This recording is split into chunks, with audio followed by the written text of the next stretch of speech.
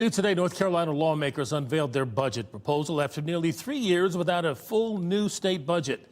The record $34 billion spending plan includes pay raises for teachers and state workers and tax cuts. For thousands of people across the state, the biggest question isn't what's in the budget, it's when that money will show up in their paychecks. WRAL State Government reporter Caroline Yaffa is live at the Legislative Building. Caroline, do we have any concrete answers on this?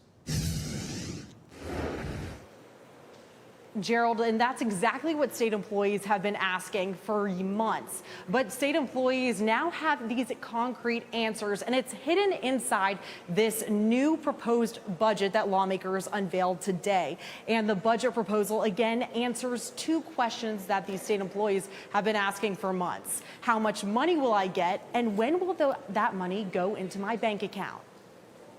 Most state employees are looking at a 3% raise. That increase takes effect July 1, but most workers would see it in their paychecks by the end of July. Some biweekly employees could see it a bit earlier. Then comes October. That's when one-time bonuses are expected to hit.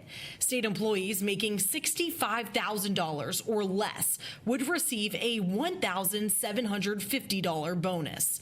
Those making more than $65,000 would receive $1,000. Now for teachers, the plan includes an average 8% raise, with most districts expected to implement increases in late July or early August, depending on payroll timing.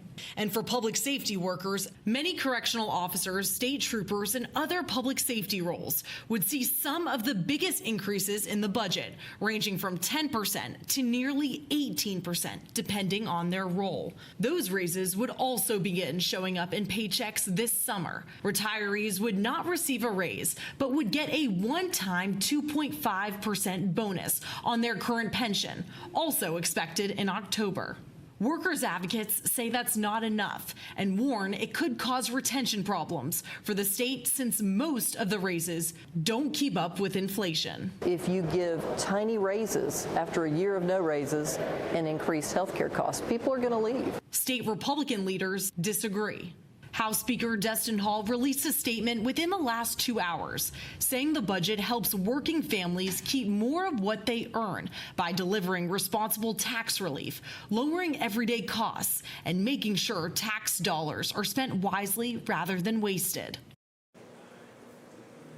But the budget clock won't restart unless the House and the Senate vote to pass a budget. And Democratic lawmakers put up this budget clock, and they've been leaning on Republican leaders, reminding them how long it has taken for them to get to this point. Lawmakers are expected to vote in both chambers tomorrow, and then it will be officially locked in if Governor Josh Stein signs the budget into law, as when state employees will get raises and bonuses. Caroline Yaffa, WRAL News, live in Raleigh.